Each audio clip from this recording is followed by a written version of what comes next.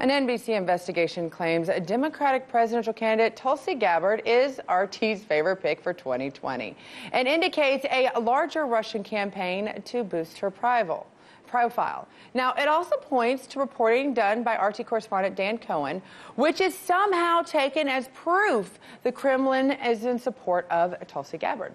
Dan Cohen joins us now to explain, because normally we let these things go, go for it.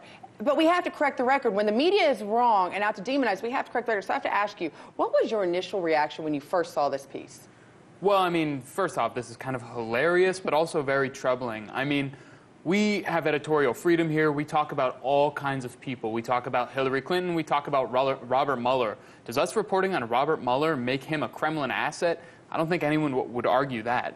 Right, so that's the question. So what was the original story that NBC was talking about when it was in regards to Tulsi Gabbard? Well, the very first piece of evidence that this NBC piece cites is a report I did on a woman named Caroline Orr, who was crowdfunding money supposedly for an investigation into Tulsi Gabbard's ties to Russian President Vladimir Putin and Syrian President Bashar al-Assad. And she wanted to raise this money to go to Hawaii and ask Gabbard's constituency about these ties. So, I mean, she boasted online that they're going to, have drinks at the cocktail bar and hang out by the beach. So it was pretty obviously a grift, and in order to create this kind of neo-McCarthyite scandal, and that actually was used as evidence.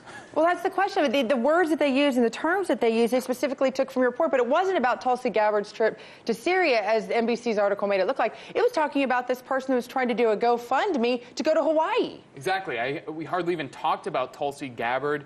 You're right. It was about Caroline Orr. So it was really disingenuous. They didn't even include a link to the report I did, so people could judge for themselves. It was very selective quoting to make it look scandalous. It was just a total hit job. Okay, so looking at it, was there any of your opinion in this story, or was it straight facts that were gathered, documented publicly already? Well, I mean, was there any opinion in my story? Yes. No, I used some colorful language. I used some colorful language, and people can disagree with my analysis if they like.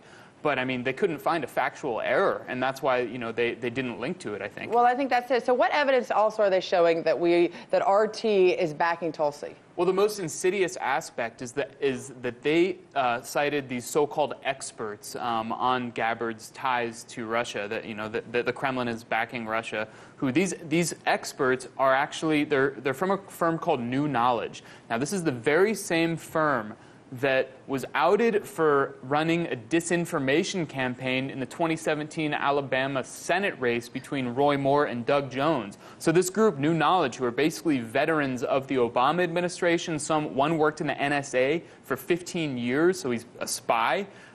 They crafted what they called an elaborate false flag operation in the Alabama Senate race. And so there's no talk about that, that basically NBC cited not only discredited sources, but actually lying. I mean, they lied and blamed Russia for what they did. So it's just really disturbing. So why do you think NBC took the time out to do this supposed investigation? Well, I think we've seen a kind of a Beltway establishment freak out about Tulsi Gabbard because she favors diplomacy. She's spoken out against regime change wars.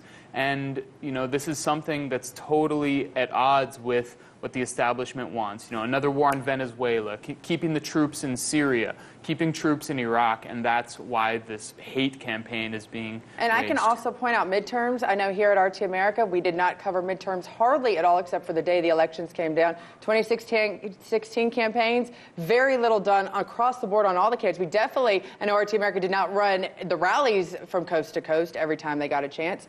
And yet that accusation is still on here. It'll be interesting to see what else they try to come up with in their imaginary world. Thanks for keeping on top of this, Dan. Hey YouTube, thanks for checking out our channel. We hope you enjoyed the video.